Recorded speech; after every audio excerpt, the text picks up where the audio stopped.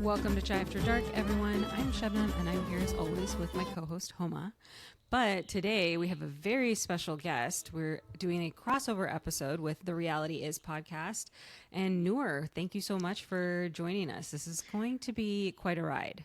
Oh my God, I'm so excited. First of all, thank you for the idea. This is such a good idea. I did not bring any chai because it's technically not after dark, but and also it's too hot to have it. But I'm just really excited to talk to you ladies, especially about this one television show, which I think is especially triggering to brown women watching it, because you're like, white women are also in terrible marriages where they let the patriarchy run their shit. That's so funny. Yeah. Although Nia is Mexican. Yeah, but like part of the pageant world, which very much is like you're standardizing the, Western standard of beauty. And it's like you've been chasing that whole thing. And you're like, Nia, what are you doing? Nia is living the model minority card through pageantry, which is. And we have those too. We have some of those women as well, right? So we sure do. So, Homa, I know you are along for this ride because you're not really a reality show watcher normally. So you're going to give us a little bit of your psychiatry take and outside eyes take. Yeah. I don't know how much it's going to be psychiatric in nature and how much it's going to be like just like a middle-aged woman who's tired and is scratching her head and going, why are these people doing this? I don't understand. So I'll try to provide the psychiatric insight, but honestly, I think it's coming more from, I'm too tired for this. Oh my God, I'll be exhausted.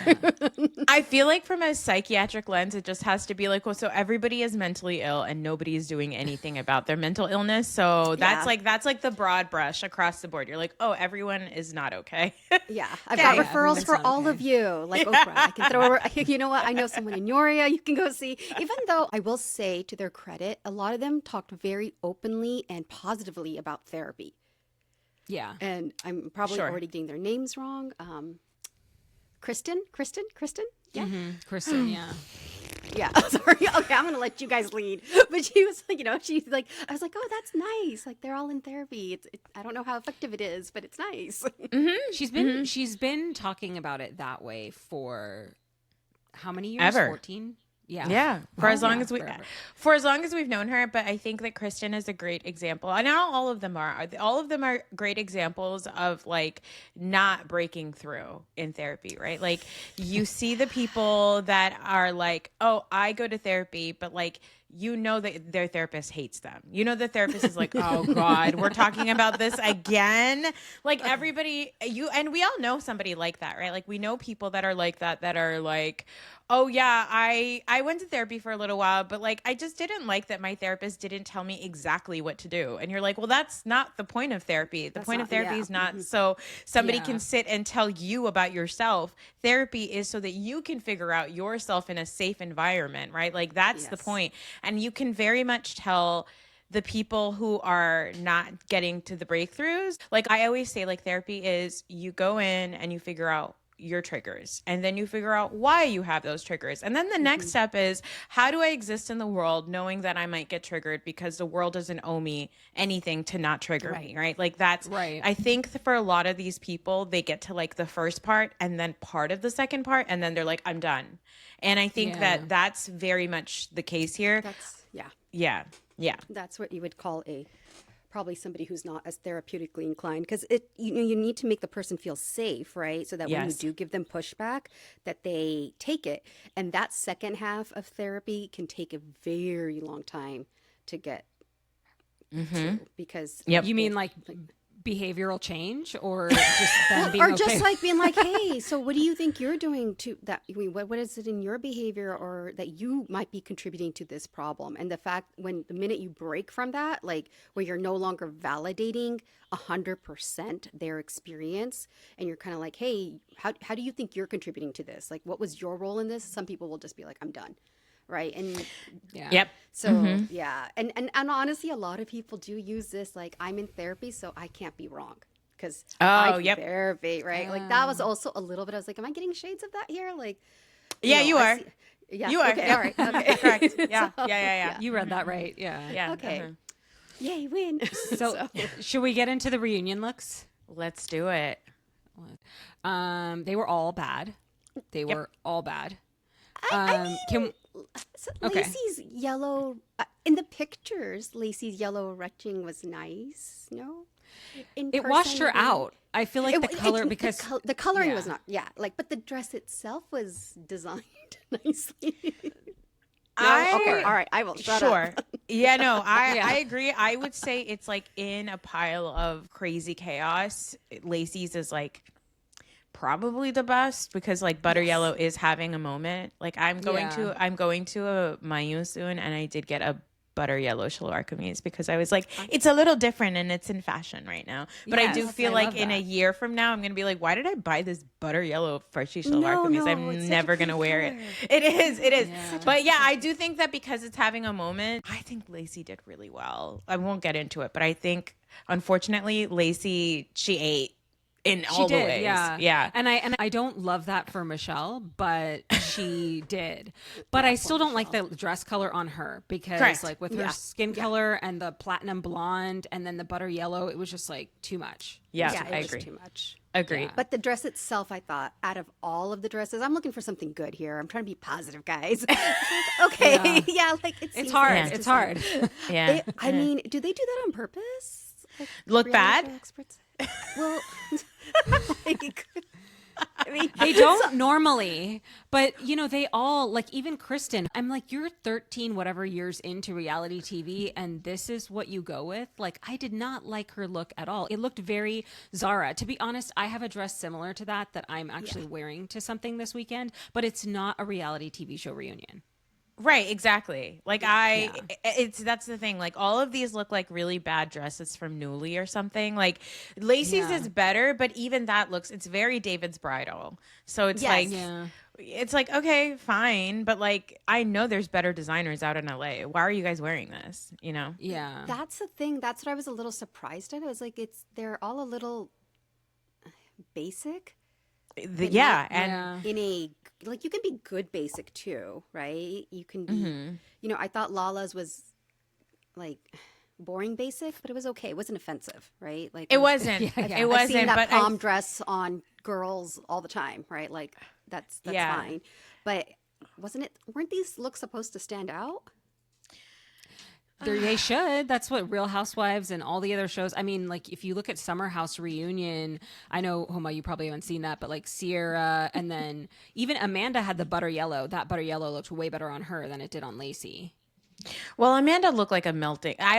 I say this. Amanda didn't look like just Butter Yellow. She looked like the Land O'Lakes wrapper that is just holding on to the last nub of butter. That's what Amanda looked like because it was like literally falling off of her. That fuck ass bun that she had on. Sorry, do you guys curse on the podcast? That's totally fine. You're good. Yeah. It was just like it was like all of that. She looked nuts. I will say at least Lacey took it and made it a little bit more formal. But the thing that always cracks me up at all of these reunions is that it's very obvious that one, they don't talk to each other. Two, like nobody trades notes about like, are we going for a theme or anything? And like, you can always tell the reunion looks that like look like there's some cohesion. Like I will say that Summer House has been lately doing it really well, but like in the past you would always be like everybody is attending a different party. Everybody is attending a brand new party. Like Lala's dress was really nice, but I do think that I can't remember where I've seen it before, but I think it may have been worn in like a confessional look by like Whitney Rose or something from Real Housewives of Salt Lake City. But you know, like I think that it's like, does anybody talk to anybody? You're not friends because if you were actually friends with each other, you wouldn't have allowed Brittany. Yes. Poor Brittany. Yeah. Oh my God. Brittany should have worn like a Jessica Rabbit dress. That's what she should have worn with those boobs. She needs to wear a Jessica Rabbit dress. And her hair, the way it her curls. hair. Yeah. It's a bad look. Like they were going to a garden party. And, well, the men women all were a combination of like prom, a wedding, I don't And like know they just don't where. care. They don't care. Also, the men look like they went to the same like retailer and were like, just give me the same suit in different colors. Because that's what they did. They all just wore the exact same suit in different colors with their stupid loafers and their ankles showing. Put on socks. Yes. Put on socks. What is this? And Jason's suit, like I'm like, what year is this? Because those are not pants from like the last 20, 30 years. Wait, which like one his is pants were way Jason? too back. The black Oh, he's gentleman. the husband. The black, he's the husband, Janet's husband. He's the Janet. I thought so when I saw the picture. Like I was like, this is superhero blue, and maybe she's going for like a Marvel, like Renaissance theme, like like. That's so generous of you. You're I know, so it's very nice. generous. I was trying to be nice, guys.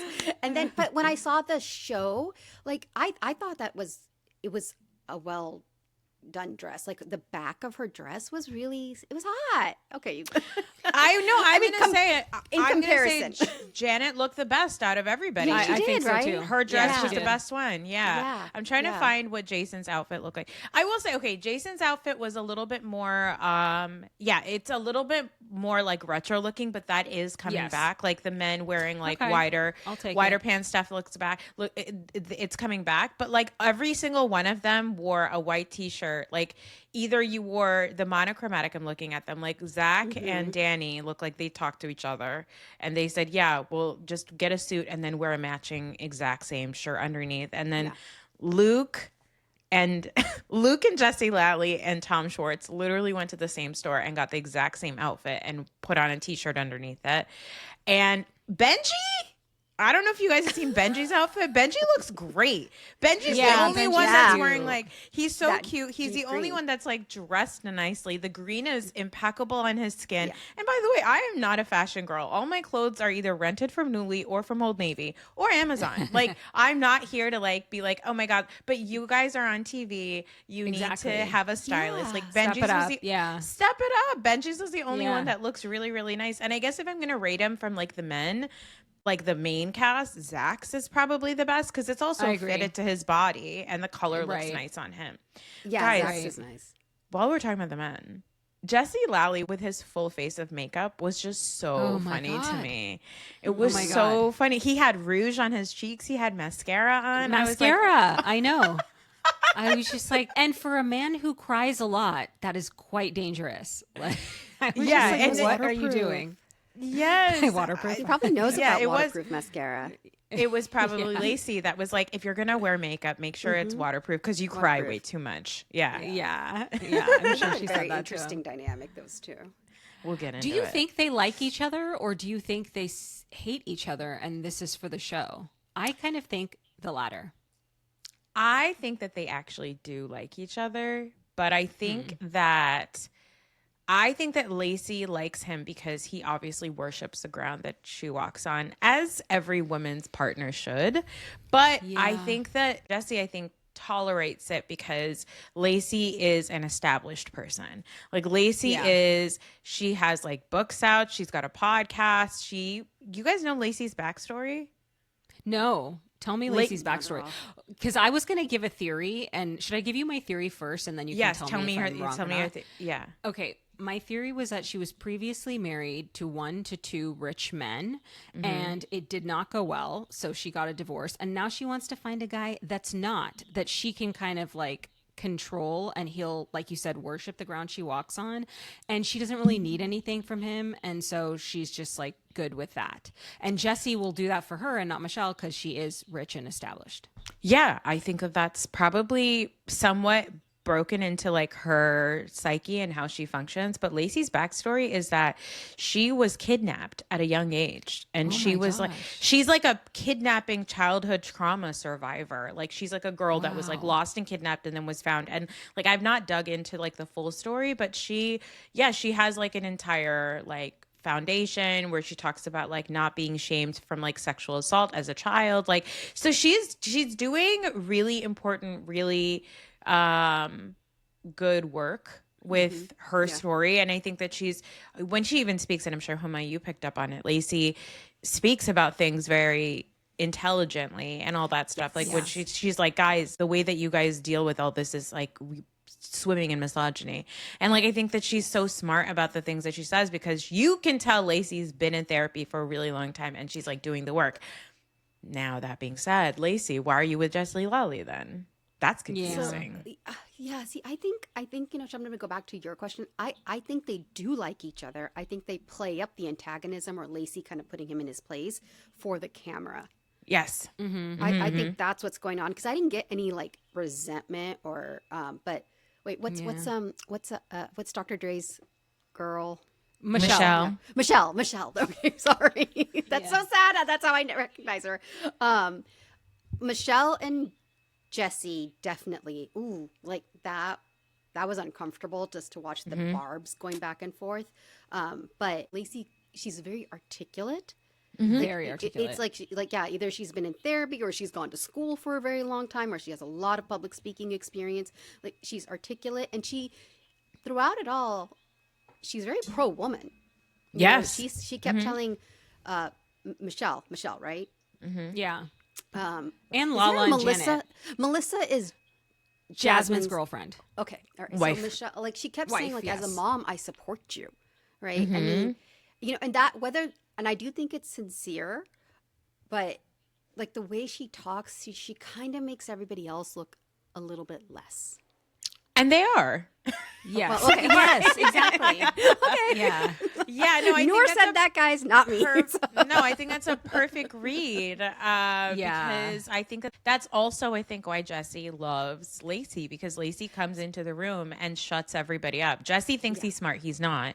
But Lacey is actually smart, and she comes in and she talks down to all of them and is like, you guys are idiots. And I think that she does it in, like you said, a very eloquent way. She does it very intelligently, in very simple words. She never raises her voice. She never loses her cool. And I think that that's why Jesse keeps her around. She's a great person to have on his side. And I think that as long as he continues to live life the way that Lacey wants him to, she'll keep him around, because, like, again, he's a guy who just like worships the ground. That, like, I think you had a really good point. She apparently was only married for like a very short period of time. She said during the reunion she was married for like, I don't know, like less than Jesse, and less than a year.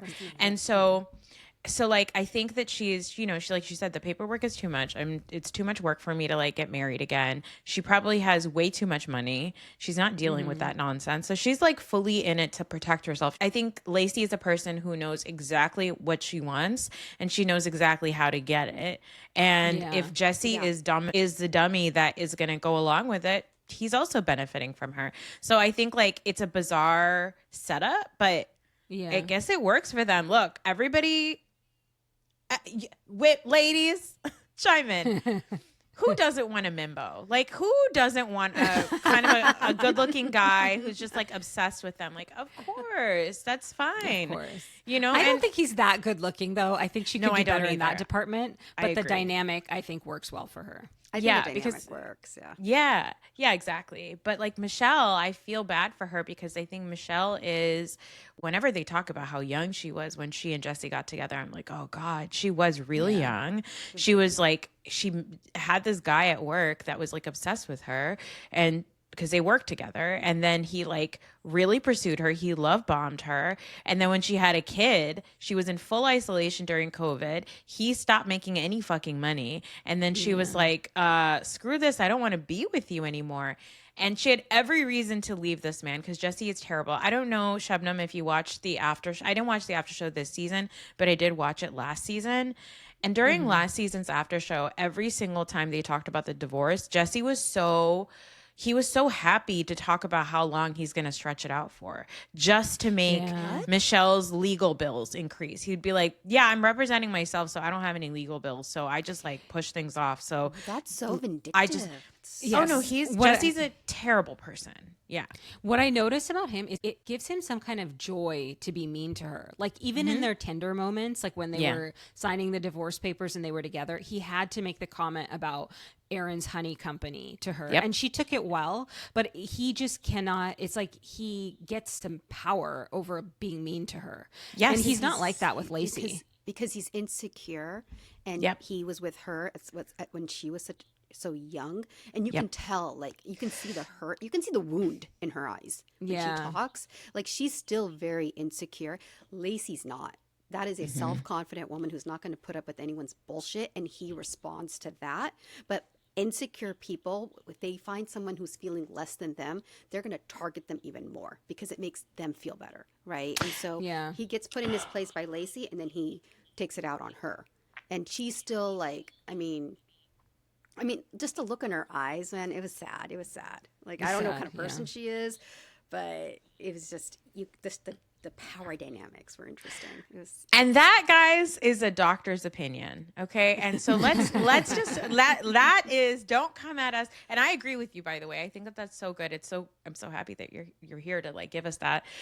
Because I completely agree. And it's so hard sometimes to explain this to people, especially your average reality TV viewer, because they're like, well, that's not how it is for me. I've never behaved that way. And you're like, well, yeah, that's because that's not you. But like from a subject matter expert's position on it, I think that's such a good point, because like you could see the insecurity, the hurt, all that stuff, because people sometimes watch reality TV and they just take it in at a very surface level, and they're not looking at the way people look. They're not looking at their eyes. They're not clocking that there's an obvious dynamic here that is driven from like humiliation. Like he wants to humiliate her all the time. And she has good reason to actually humiliate him because he's a deadbeat. His cards keep getting declined. And whenever she tries to say that, he's like, so you've never had like a fraud charge in in another country? Like, he's such a dick about it, but you're like, okay, so I know exactly what you're doing. It's so, people with sense can see it so clearly. It's like so black and white, but like it is frustrating sometimes as a person who functions in like the reality TV fandom space, where you're like, am I watching the same show that you guys are watching? Because like, how do you not see that? Also, just like you're saying, the problem is it's not a fair fight, because Lacey's really articulate and Jesse's really mean, and Michelle's just like this wounded person that isn't that articulate, honestly. So that's what it is. Well, and the hurt is going to trip her up. She's sitting right in front of the guy who like really messed her up from a very young age. Like, also remember the age. Like, these are formative years. Her frontal lobe was probably not even developed by then, right? When she met this dude, right? Or it's still like, so these are things that have gotten encoded, and they're going to take time to unravel. And then you have this really beautiful, blonde, articulate Lacey who's she's dropping the points, and you could see her just like I felt like she was confident in other areas. Like when she wasn't with them, she was just a lot more reasonable. And then when they would come into the interplay, like, just making the quiet jabs. No, that's not how it was. Like it doesn't look well. It doesn't look good, right? When she kept saying, like, I was like, stop saying that. Just let her talk, right? Like, the more you're making those jabs, the more you look insecure. Like, I kind of want to be like, girl, stop. It's all right. My God, Homa, that's so true. Oh my God, those are such good observations, because you're absolutely right. I think also it's like Jesse is mean to her, but she has good reason to fight back to Jesse because he's wrong. He's a liar, and he's a mess, right? Like, you can't come at me. You're insecure too. But then when Lacey comes in, she's like, damn it, I am insecure compared to this woman. She does have it together, right? Like, and I think, when Michelle says you yelled at me, you called me, and you threatened me and all that stuff, like, even, by the way, on the topic of threaten, did you notice that when Andy said like, oh, threatening, like kind of making fun of the way Michelle was not smiling, because she was like, that's not funny. Like, I come from a house of 2 different languages. Like, don't do that. Like, she was like not in on that joke, and she doesn't think it's funny or cute. And I actually agree. I don't think it's funny or cute either. I agree. And if you're going to do that to her, at least also do it to Danny with his uncomfortable, or like uncomfortable. Uncomfortable.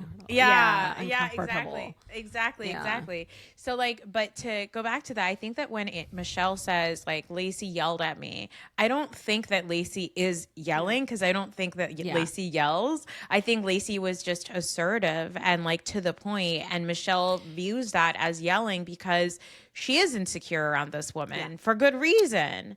But I also think that she's right in saying that just because somebody's not yelling at you doesn't mean they're not being threatening. Like, I do. Yes.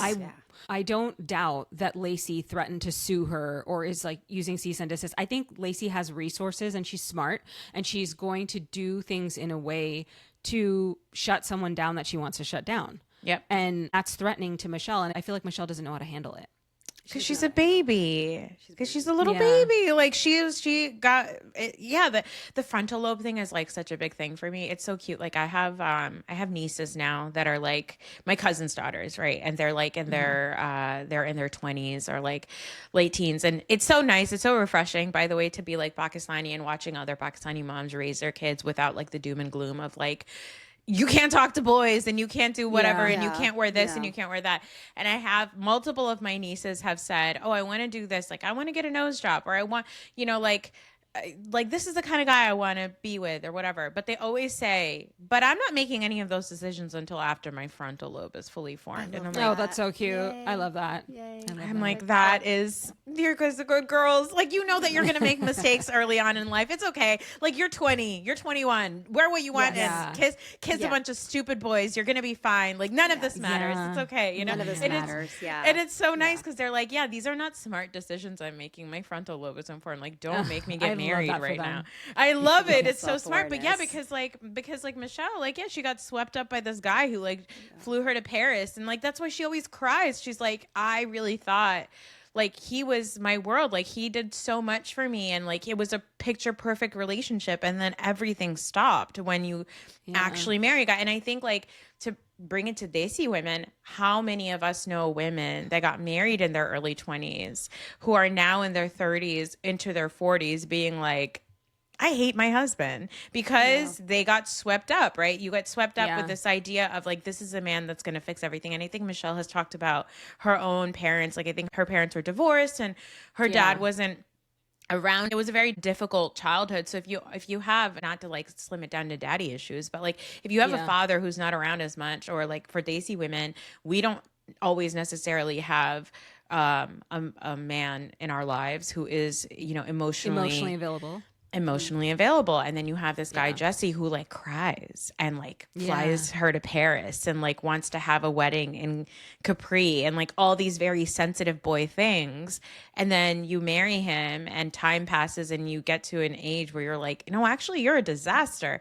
That happens a lot in Desi dynamics also, because you're essentially taking all the things you didn't get from your dad or the men in your life or your parents, and then you try to put it on this new relationship, which is your partner, and then you're like, oh, they can't fulfill that. And I hope Michelle knows that she's not going to get that fulfillment from anybody else. She has to find that within herself. Dr. Dre is not gonna do it. No. Also, Jesse, they're huge too. Huge, like 23 years or something like that. Also, Dr. Dre has a very problematic past with women. He is a great musician. He is an abuser. We need to, and like Jesse, but then Jesse's sitting there and crying at me like, my daughter's first heartbreak was like, oh God, that was so annoying. Shut up. Your daughter's first heartbreak was when she watched her dad treat her mom like shit. That was her first heartbreak. That was her first heartbreak. Yeah. Totally. Jesse does a very good job of pantomiming the sensitive, self-aware man. Because he's a little shit stirrer. Like when he was with Kristen, and what's Kristen's guy's name? Luke. Yes, Luke. Like when he went and told Kristen that Luke was saying, yes, that I don't know if I can marry her right now, and he was doing it under this guise of, I just feel so bad for you guys. I don't want this to happen. I was like, no, you're not. You're just starting drama. There were so many ways. He was creating a scene. He was creating a scene, but he comes off like he's pantomiming sensitive, self-aware man.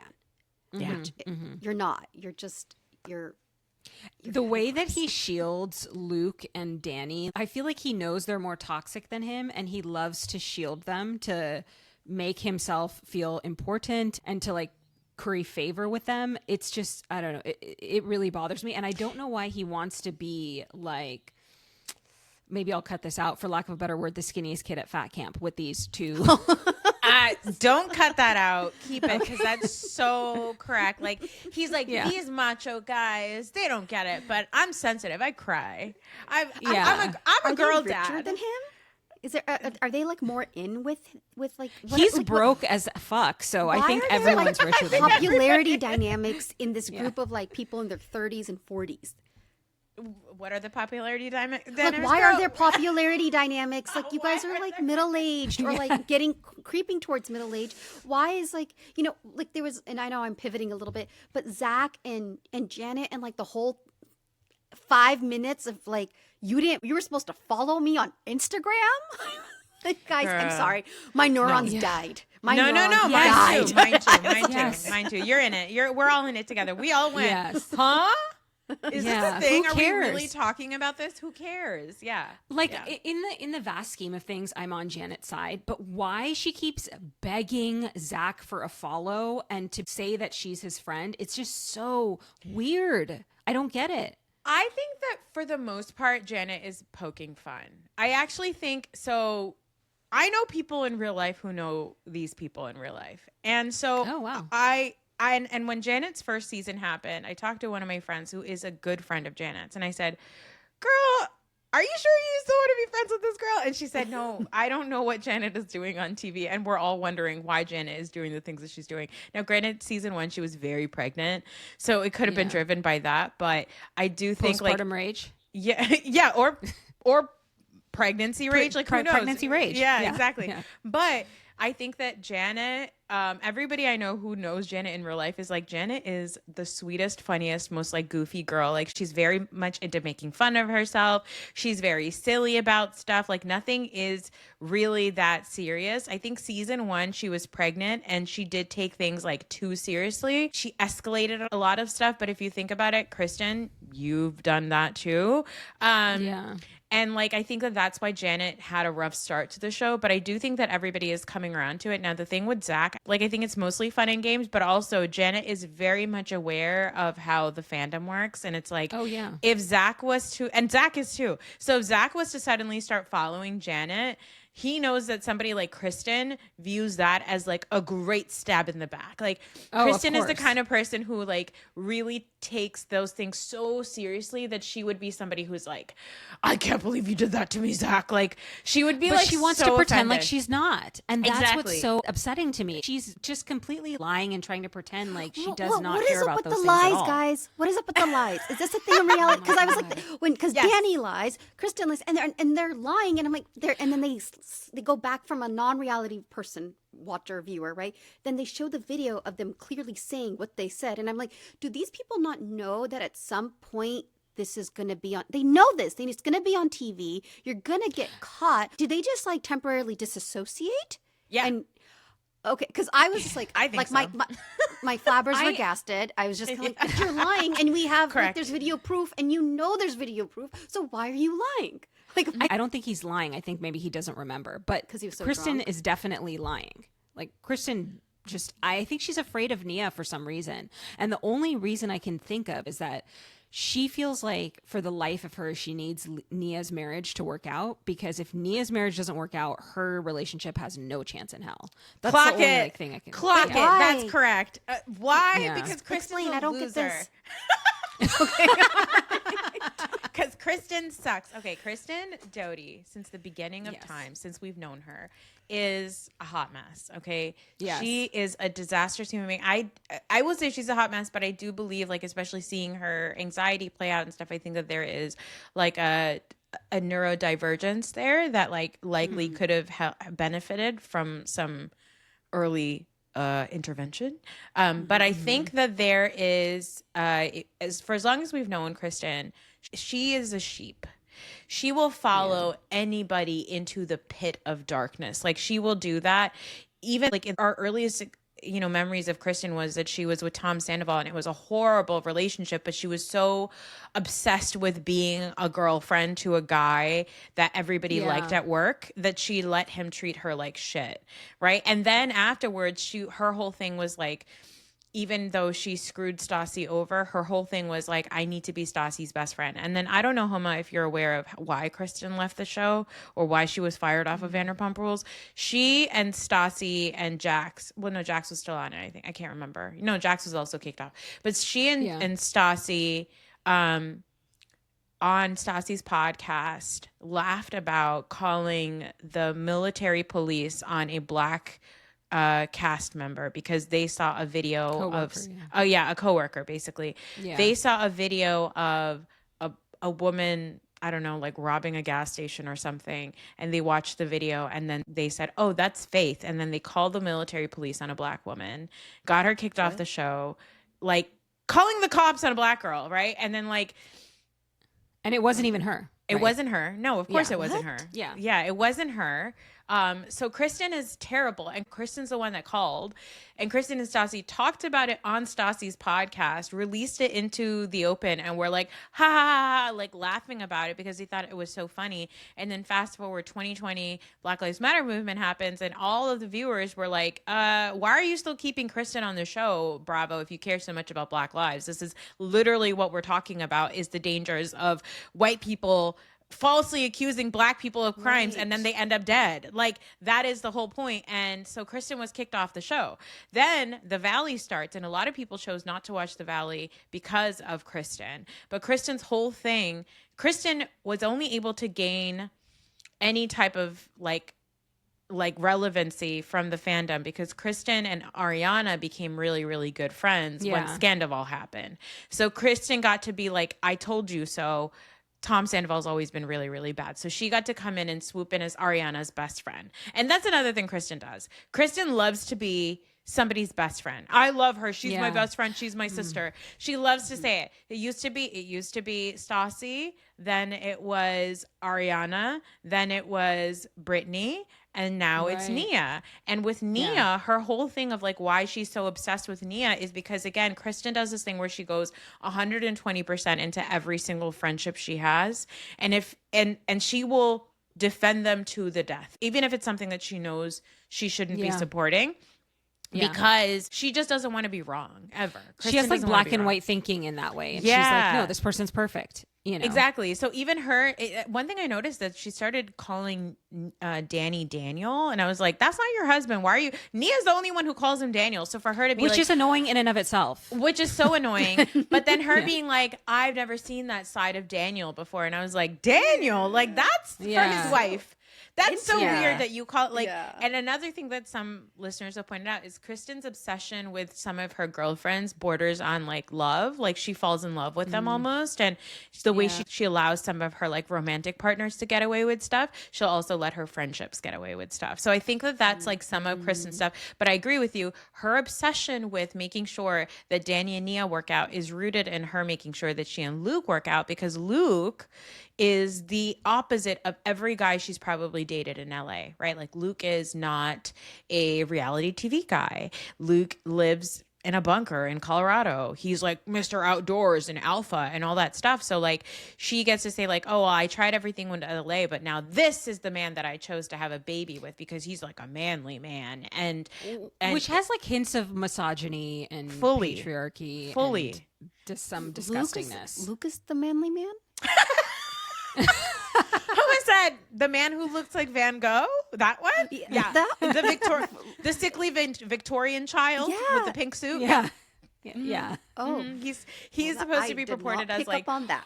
I go hunting and I go fishing and like I don't even watch reality TV, and I chose to give up all of that to be with you and have a child with you. And he's allegedly, by the way, 35 or 33. Like he's young. Yeah, he's like 5-6 years younger than her. Yeah, he's like 8 years younger than her because she's in her 40s. Oh, so he's like, and that was like another thing, right, Kristen? Like I think Kristen tried.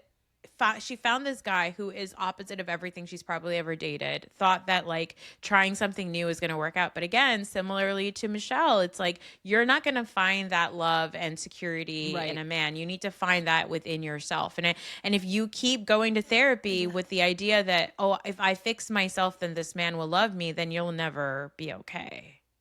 Yeah. So she went for, she's in her 40s. So she went for a guy who is 8 years younger than her and who has a level of disdain for the way she makes part of her living via reality shows. Yes. And and disdain for where she lives. In a different state. And she had his baby. And she's in her 40s and he's younger than her. He doesn't respect what she does for a living. What? Yep. Yeah, no, correct. And so this is, and I was so surprised. What? I was so surprised a couple seasons ago, or like maybe last season, when he was so excited to have a baby with her, right? And I was like, this feels weird. And now I know why, because I don't think he knew what it meant at all. I don't think he like understood what like having a kid entailed like, oh, you have to be a dad and you have to be a good partner. I don't think he. Yeah. I also wonder if Kai was a boy, if his view of it would have been different. Like he would have been like, oh yeah, I want to spend time with my son. I want to take him fishing. I'm going to get to do all these things with my boy child, with my male child. And like, I don't think that he got that. And instead he has like a girl who Kristen is obsessed with. And he's like, well, now I'm not part of it. And like, now she's always doing everything and she's always spending time. And like, I think that he's honestly what you said about like, he didn't know what it entailed. I bet you he doesn't know where eggs live in a woman's reproductive system. He has no idea what fallopian tubes are. He does not know. If you were to give him how babies are made, he barely knows how babies are made. If you were to give him an anatomical drawing of the female reproductive system, it would be like, where's the vagina? And he would just my God. He would just like point out the uterus. He would say that there it is. And we'd be like, no, that's not it. You know, like I feel like you clocked it where you said like he didn't know what it entailed. I don't think that he's ever even had to think about it. He just was like, oh, I go fishing with my dad, so I'll just have a kid and I'll go fishing with it. Like that's what he thought. Like being a dad like a girl. And then he has like golfing LA with girl. His brother. So like there's no reaffirmation of his masculinity. He didn't produce a boy. Exactly. And then he looks the way he does. Like, I mean, no. I mean, he's a fine looking individual. No, he's not. It's just that. Well, you can't take it back now. No. I mean, I would never have picked up on the fact that this is supposed to be like the alpha male. I know that's why it's so funny. I Number one guy in the group. Yeah, like if you had said that about like Danny, okay, like I can see. Really? How can you see that? Okay, also, did Bravo do him dirty by giving him a lower cushion, or is that just the way he looks? Because that was wild. I think he's a wee lad. I think he and Jesse Lally are both wee Danny's lads. brow makes him look very Neanderthal-y. Yeah, like man, I'm a man. Oh, that's so like, so that's why like Luke, I'm just like, you're like, this is like, I need to go back. I'm not going to go watch the show again, but like if I did, like, I would go back and view it through that lens. Yeah, and like that's why I think like Kristen needs that Danny and Nia marriage to work out, because that is her idea of what a good marriage is supposed to be. She wants that to be her relationship, of this like traditional marriage of husband and wife, and where they go to church and stuff. Like I would not be surprised if Kristen has started going to church with them, because it feels like something Kristen would do. And they're very much, all of their discussion about therapy, Danny and Nia's, is actually rooted in like therapy through your church, talking like, to their pastor or something. Yeah, exactly. Which I'm like, oh brother, we don't have enough time to get into that, but like they're so, I mean, we should get into it actually. Yeah, I mean, we should get into it. What's crazy about Kristen trying to model her marriage off of them is Nia is like emotionally managing / manipulating Danny at every turn. And Kristen doesn't have that. She needs Luke to be that person, and Luke is not that person. So they have no chance of modeling off of Nia and Danny. Yeah, very different relationship dynamics. Yeah. Should we talk about Nia and Danny now? Let's do it. They're my nightmare. Oh my God. I feel like I should get paid for talking about them. No, you should. They should. Bravo needs to be cutting you a check and be like, you guys go listen to Chai After Dark, because this doctor is going to psychoanalyze Danny Bucco, which is actually like, it's such a simple like analysis. Also, him looking like a Neanderthal, by the way, was so funny to me, because I mean, shout out to Botox. I get it myself. Okay. But yes. You could tell that his entire forehead had been over injected, because it was so heavily weighing down on the rest of his face. He looked insane, and I was like, good, I'm so glad. Yeah. I'm like, go back and get a little brow lift, you know, like but like because I kind of felt bad thinking that about him. I'm like, okay, like dissing on someone's physical appearance, but they also put themselves out on a reality show, like, like it's a mixed bag for me, right? But then I went and I Googled it. I was like, am I the only one who's seeing it? And no, you're right. Like it is a side effect of Botox. And then I was like, but you live in LA, right? No, like LA, right? Yeah. Santa Clarita. Yeah. They moved to Santa Clarita, an hour away.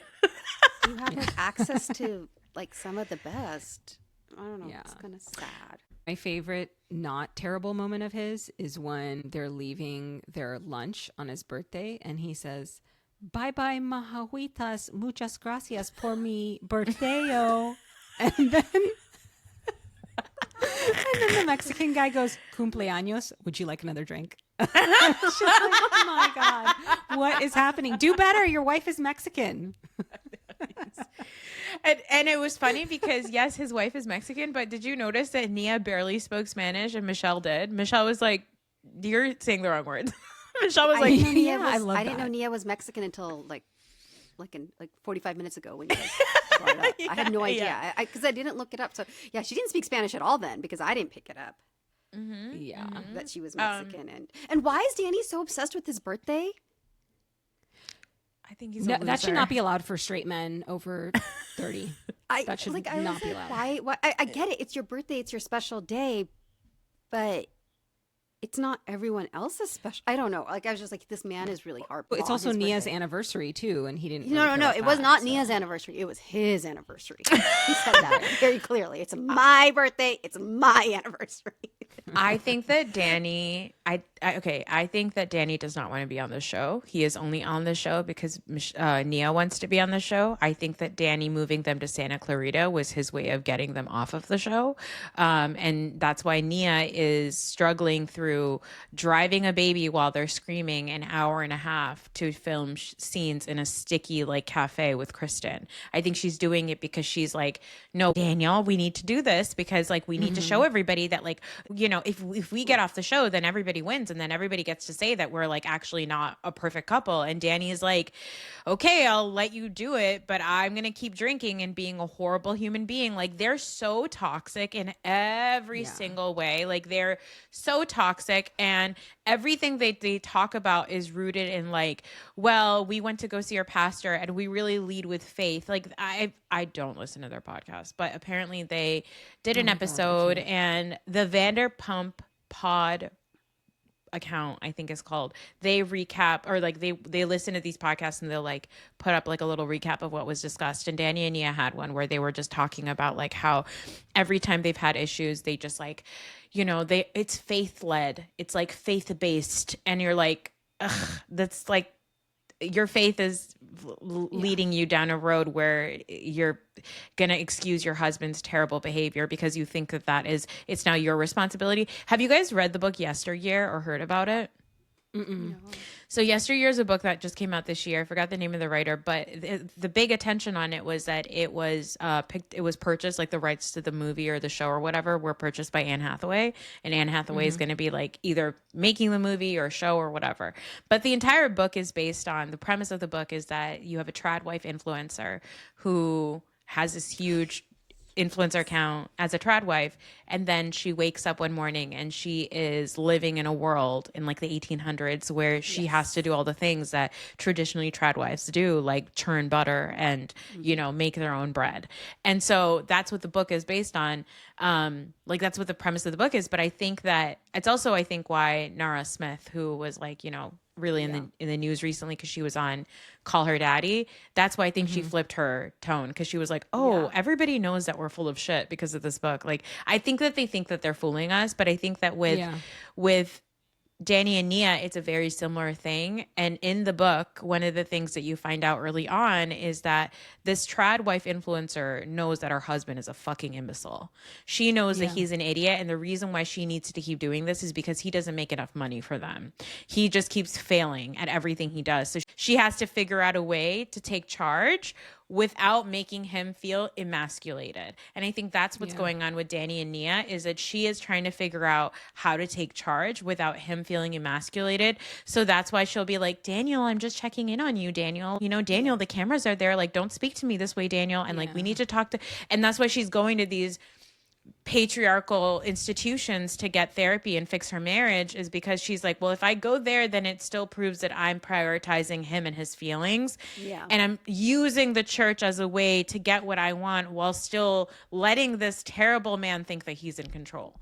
Right. Which is like this is going to blow up in your face, mama. Oh yeah. And it's also 100% agree. And it's also really triggering because I feel like this isn't unique to churches and Christian people, right? Like I've seen this with Muslim people as well, right? And to be honest, this season got really dark and it's hard to watch for that reason because she is like bending over backwards, doing all the jujitsu moves she knows how to do to make him seem okay. And he's not okay. Like even in the finale episode, when they're like walking out and she's like, these are terrible people. She's like, I can't believe you're so calm. I was like, so calm. He's literally about to pass out. He's not calm because he's managing his emotions. Yeah. Like, he's not with it. Yeah. And she's just saying that in front of the camera to make him seem like, see, like he can be like really controlled. It's like, no, he's literally on the verge of falling over. Yeah, that finale episode was so funny because everybody was like, oh my God, Janet threw a drink at his face.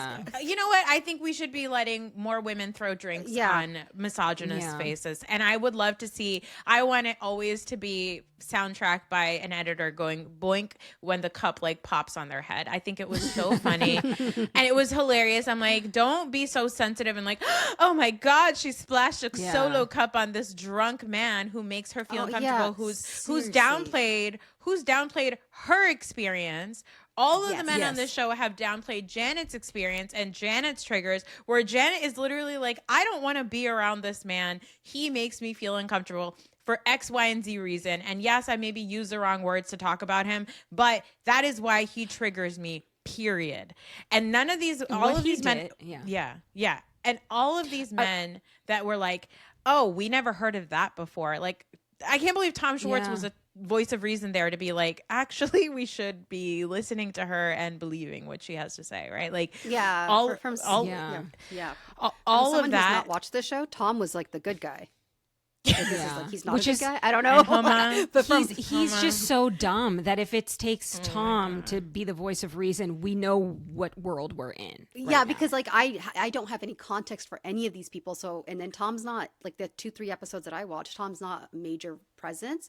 So when I was watching it, I was like, Tom kind of gets it. Like he's the only one who's listening. Like, and it's just, one thing I have to say about this show, like 2 points. Like, first of all, I completely agree with you. Like this trad wife, there is a duplicity to these women.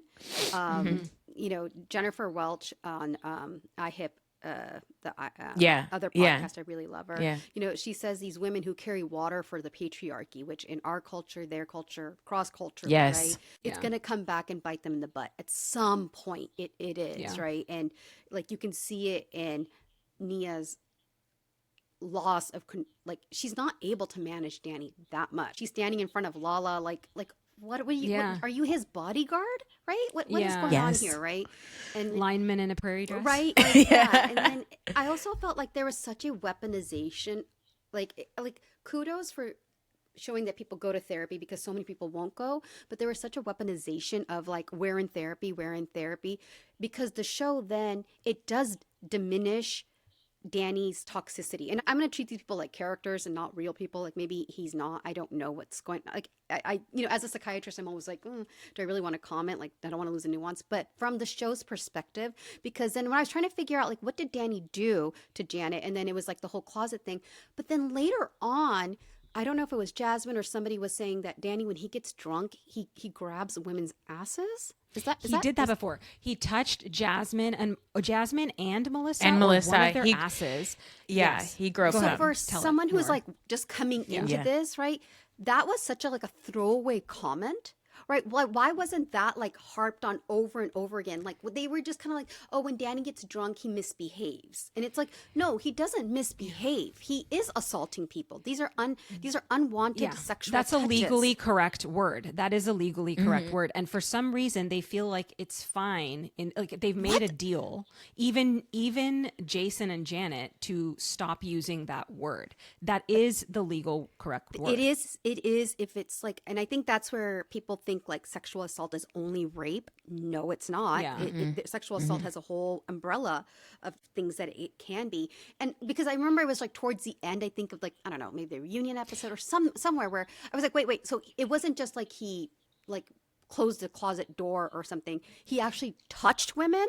without their And he said consent. apparently he's like slapped their thigh and said, "Go get daddy a drink." Okay, like we cannot. Yes. So I felt like the show really downplayed that for a show that like Really where all the characters are like, oh, we're in therapy, we're in therapy. You're really And downplaying that's what's what so he did. dark about this. That's what's so dark Yes. about this show is that they're hiding that. And this is a man with 3 daughters. It's like, do better. This is what you want the world to be for them. Well, and I had mentioned this to you, Shabnam, over messages, but Danny's father, they like found out all this stuff about people. Thank God for the internet. Danny's dad, Paul Bucco, is the senior pastor at a church in Michigan where he's originally from. And that man has faced severe accusations from former staff and former church members that said that while he is in church leadership, he has attempted to cover up instances of sexual abuse involving minors at the church. So this is who Danny's father is. Okay, this is who Danny's father is.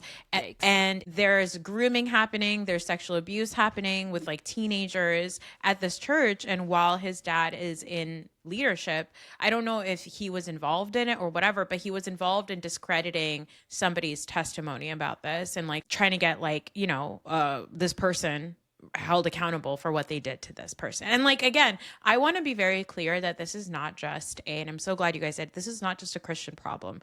This is a patriarchy problem. No. This is a problem that exists. We know this happened. There's stories about this happening at mosques. There's stories that happen in Desi families where you have an uncle that everybody knows is just like, oh, that's just like the creepy, gross uncle. But you still have to go up and say salam to him and give him a hug because he gave you Eid. Like these are the things that, it's like you said, Huma, I think I love, by the way, I've had it. Those 2 ladies, by the way, are Bravo girls. Huma, do you know that? They were on a show on Bravo before. Wait, who? I'm sorry? The I've Had It podcast that you talked about before. Were you talking about Oh, Jennifer Welch. And, they are?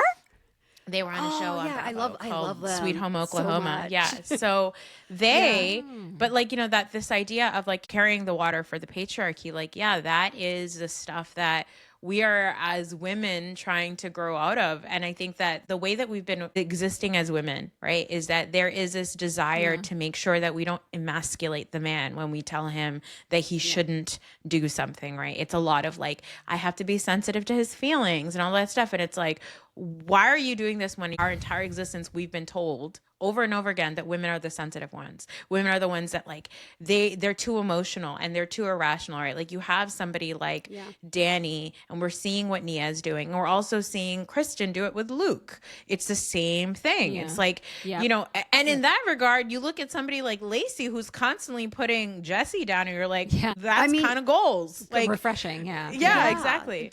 Danny even says, Shabnam Noor, like he even says, because I wrote it down, to Nia, don't heighten me or something like that. He's like, don't talk to me in a way that's going to heighten me. That was like right before she did the lineman thing with is Lala. that a threat? What the hell? Probably. Like I felt like, I'm like, am I being gaslit by this show that like are people like, do I need to go on Reddit and be like, are people like thinking the same as me? Because this is not. No, you're right. Good. And what was crazy is right after that, her solution to that was to find a different way to manipulate him, which I feel like this was like her last and desperate plea to get him to go upstairs with her. She was like, these are terrible people. These are all terrible people. And I feel like she was trying to say, you're wonderful. You are like better than these people. Mm-hmm. Let's go. Yeah. And then Brittany was like, what? We're terrible people. And then he started going, no, you're not terrible. You're terrible. And she was like, oh my God, I can't deal with this. And then she had to leave. Yeah. And I think that she's always really sad. And I think that Nia is aware of how embarrassing Danny is. She is aware that he's an imbecile. She is aware of those things because even when they go to the club and she's like, don't shake your hips, like don't do anything embarrassing. And then he goes around being like, I'm going to make people feel uncomfortable because I'm going to shake my hips. Can you believe it? Can you believe it? And I'm so shocked that they didn't talk about that at the reunion to be like, Nia, nobody said that. That was you projecting your own shit and your own fear that Danny is going to embarrass you because Danny is embarrassing. Because Danny is embarrassing you. Like I think like it's always this thing of like, well, I treated my wife poorly, but they don't talk enough about the fact that he is also embarrassing her every single chance he gets. She's defending him constantly and he is constantly embarrassing her even when she's not around. He's constantly doing something like talking poorly in Spanish to a man who perfectly speaks English to him and has likely been speaking in English to him on the boat the entire day, right? Like it's that kind of stuff. And I wish that they would talk about it, because it's like Nia is embarrassed by him and she's always trying to control the narrative. She was on Fox News. I was like, why are you on Fox News? Like, because I think she's fully in this mindset of, I don't think that feminism is going to accept me because I have swayed too far to the other side. So my only option now at this point is to live in this conservative space and just let these people defend me and say this is the Christian way and this is the way that God intends for it to be. And it's so sad because, again, it is not common. It's not something that's specific to Christianity. It's something that we see a lot in a lot of Desi circles. We've seen a lot of women that are married to men that are embarrassing, that continue to embarrass them, but the women continue to be with them because they're like, well, this is the bed I've made and this is where I need to sleep, and it's too scary to be outside of this. Because before this, Nia was living in a car. So that's really sad. Nia has a lot of trauma. Yeah, but I feel like there's something really beautiful about religion and culture. And a lot of people go to it to create discipline in their lives for spiritual growth and becoming better people. But I think there's also this group of people that will go to religious institutions because they know they're not really that great. And if they stick with the label, if they stick with the community, they'll get a lot of passes because people will, because they have the name of this group on them, people will give them more chances. And that's an unfortunate reality. I think there's a lot of predators that are attracted to religious institutions because of that. And that's why we have the issues we have in all conservative religious circles. Yeah, I feel better because I'm better than you. Yeah. And I'm wearing this label, and so I'm XYZ. Yeah, I'm not good for the sake of being good. I'm good by comparison. Or if I go to the church 5 times a day, or you're not, exactly. If I go to church every Sunday, or if I go to Juma on Friday, then if I'm a shitty husband or a shitty son or a shitty whatever, I do that. So I'm okay. Yeah. And also, if my wife complains about me to somebody, nobody will believe her because I'm always in the front line of Jummah prayer. I'm always there. I'm the first person to donate during the fundraisers. I'm the first person to volunteer at church. How could it be me? I'm not a shitty person. Look at me. I'm always giving to the community. And I think you're absolutely right. Religious institutions create a space for men to continue to do harm to women because they are protected under the guise of being part of religious communities. I think that's such a great point. And I think that's, again, not specific to Christianity. It's true in a lot of patriarchal religious institutions. On our religious institutions, like, and Shebnam has heard this rant, and so I'm going to take this opportunity to just throw it in, because Shebnam and I both were married at a little bit of an older age. And I have seen amongst like the more conservative in a certain way. I don't, not judging people who are more traditional.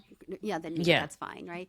But there is such a anti-LGBT like slant in our mosques and churches and whatnot, and how that's the erosion of like family values. Like Shebnam and I, we weren't like in our late 30s because we were dating men who were secretly gay. We were dating men who were babies, and we don't call that out. Why aren't there like imams who are like doing like the, hey, women, men, like we need to raise our boys better to respect women. Like we didn't get married late in life because of the gays. The gays didn't do anything else. Right? Oh, but like there's such an emphasis on like the LGBTQ community is the breakdown of the family unit. No, it's not. It's not the reason why there's so many women who are unmarried right now.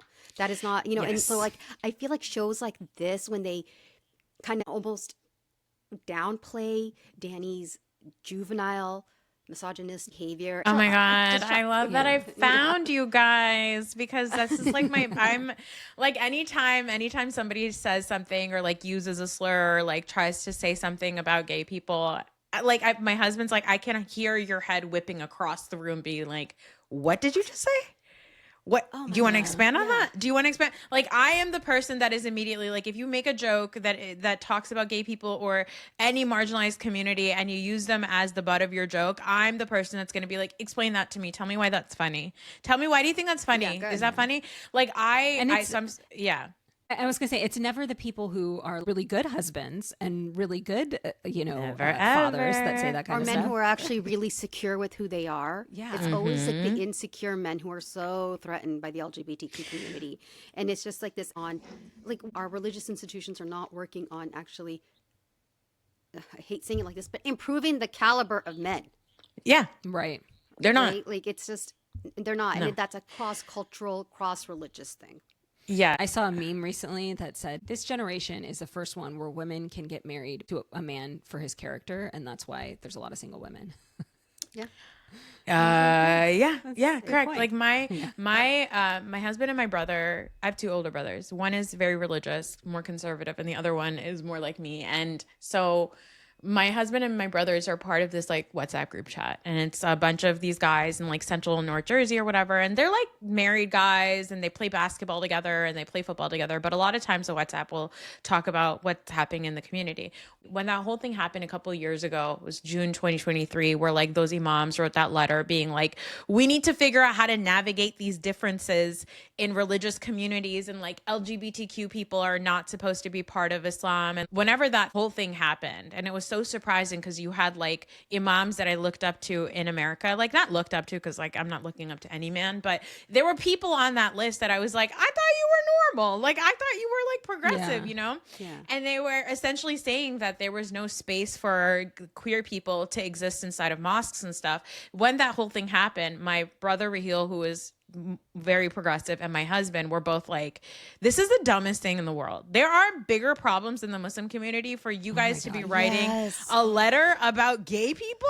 The fear my is not God, gay yeah. people infiltrating our mosques. The my fear God. is that there's a bunch of imams that are doing inappropriate shit to women. The fact that we had like, what is that guy?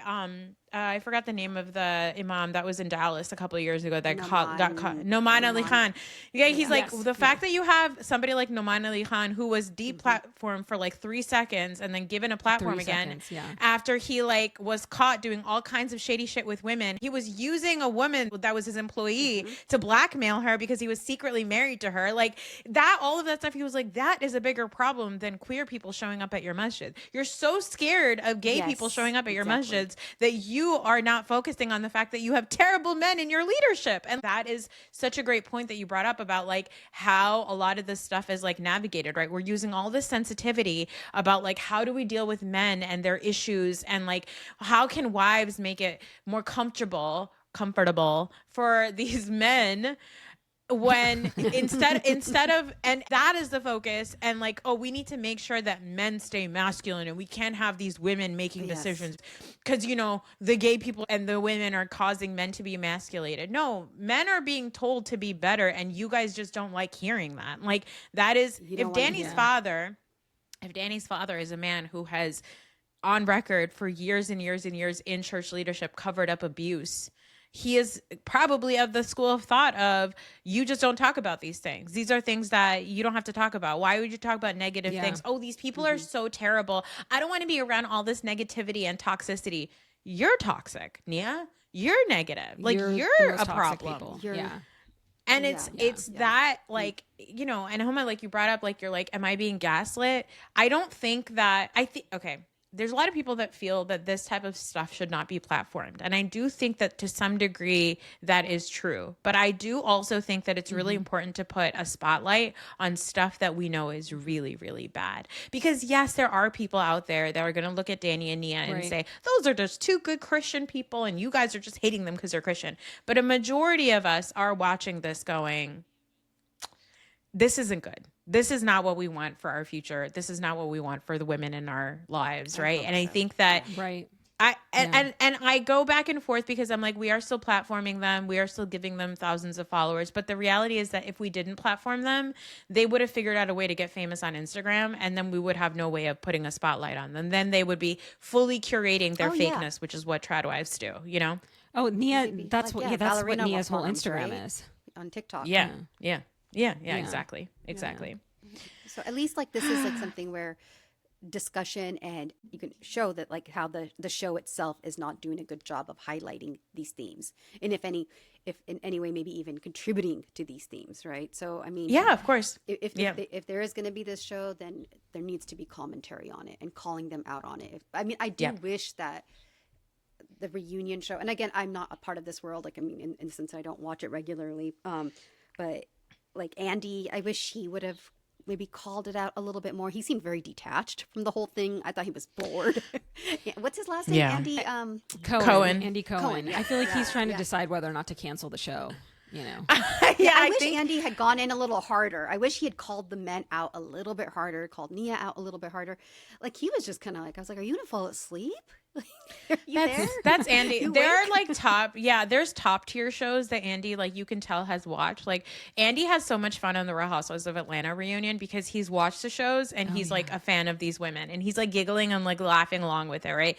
There's certain shows like this one, like The Valley, he's always like, somebody write the cue cards for me. I'm so sick of these people because they're I don't think so I read The that Valley correctly, right? Because I was like, I was like, he does not care at all. I'm hoping that on the third part of the reunion, he's like, you guys are making me millions. I'm hoping that in part 3 of the reunion that we do get more of that because the way that this last one ended was where everybody's trying to pretend like Danny didn't get blackout drunk and do crazy shit to at Jasmine's wedding. And I like the fact that all of the women are like, Jesse, you're the one that told us, and now you're gonna act like you didn't. And Jesse's like, "There's nothing to see here. Nothing happened at the wedding." Like he's such an obvious liar.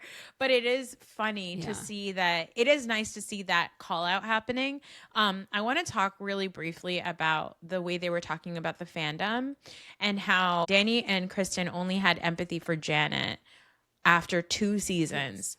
After they themselves were dealing with that harassment. And it was so crazy that Kristen, who was literally kicked off the show, could not see what was happening in the fandom when she was treating Janet the way that she was for the last 2 seasons, right? And it like just goes to show the low EQ that these people have. Their emotional intelligence is so low, and it's just it's and where so are all those sad. religious values when it comes to and where do those religious values go?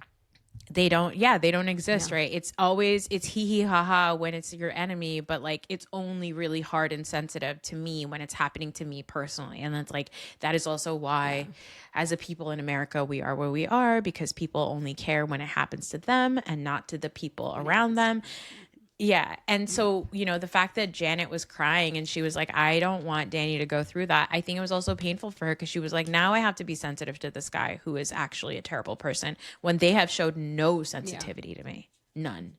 It just, it sucks. I felt bad for Janet. I'm glad at some point she was like, I'm done. I don't want to, she had to sit there. Like if it's triggering for Michelle to sit there and talk to Jesse, who's done harm, Janet is sitting there and being like, this is a man who continues to do harm, continues to be platformed and continues to be coddled and by the people on that couch. By everybody. By everybody. And I'm now the bitch who can't shut the fuck up. And I do think that the Valley cast is very in the comments. So I would not be surprised if next year everybody's tone changes. Like Shebnam, you and I already started to talk about how Kristen is like doing damage control and all these podcasts being like, oh, I didn't see Danny treat anybody that way, when actually early on in the season she was on Threads defending him. So they're all going to switch it, but it's not authentic. Yeah. She's saying that, but she's also still protecting him too. Like she can't quite give it up. And that's where I just feel like it's something to do with her own like feelings of her own relationship. Yeah, for sure.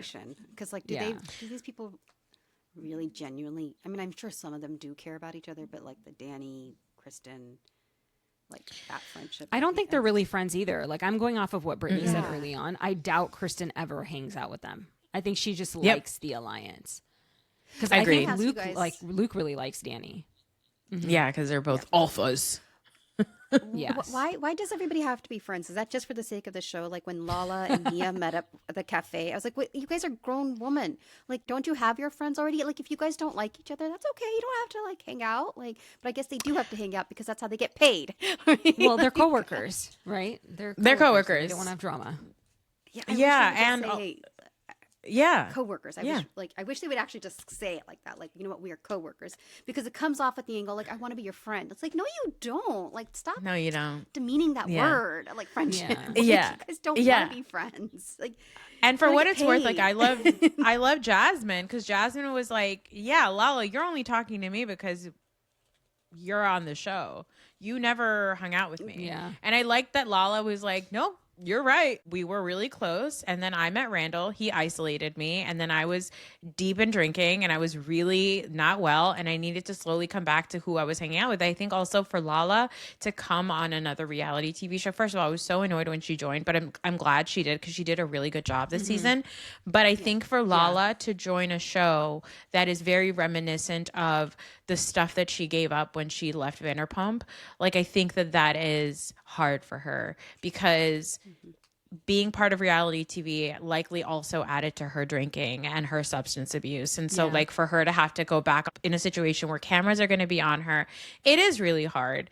So I'll give her props for it. But yeah, you're absolutely right, Huma. This whole like, we're friends, this is a thing you see across the board on every reality TV show. And I'm just kind of like, I really wish more people would be like, so we're coworkers and I just need to tolerate you. Cool. And I think that's kind of how Janet is moving too. Janet's like, I'll show up to film. I don't care. Yes. Yeah. Yeah. But Jasmine, I feel really bad for, because I feel like they shut her down all the time. Yep. She cannot get a word in edgewise. Tom had to encourage her to speak at the reunion. And I loved that she told Danny and Nia and Luke and Kristen that they make parenthood look completely miserable. And like, why would I ever want to have kids if this is what it looks like? Yeah. And she's right. Yeah. Yeah. She's right. I'm a parent. I've got 2 kids. And by the way, I can't stand that. Like, I have 2 kids. I've also been exhausted, but she's absolutely right. It does not give you an excuse to be an asshole.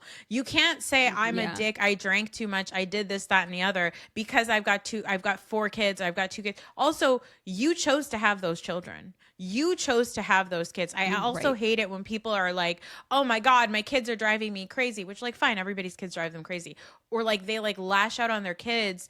And it's like, that child didn't choose to be here. You chose to create them. You are the adult. You have to be the one to figure out how to control your emotions when your kid is losing their shit. You're responsible for that.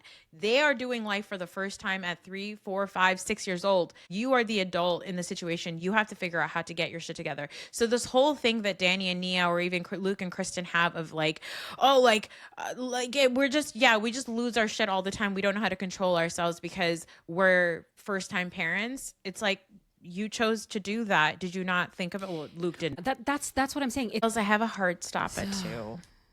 So I have to go. Okay. That's great. Well, can you tell our listeners where they can find you? Yes. First of all, thank you again for bringing me on. We could have chatted so much more. And I think we should do this more often, because there's so many things to discuss here. Yes. There's not enough hours of definitely. the day to discuss all the things that we could discuss. Guys, you could find me at TheRealityIsPod on Threads and Instagram, and you could hear my podcast everywhere podcasts are heard. If you want to watch video content, that is on patreon.com/TheRealityIsPod. And if you're listening to this on my podcast, guys, go follow Chai After Dark. They're so smart and they're so funny and they're so insightful. And we need to be listening to more brown women, because a lot of these takes that a lot of these people have on these reality TV shows are washed up and boring. Yep. 100%. Yeah. No, thank you so much. And you guys can find us at Chai After Dark on Instagram and Threads, and follow us on Spotify, Apple, and everywhere else you can listen to podcasts. Thanks, everyone. Bye. Thank you.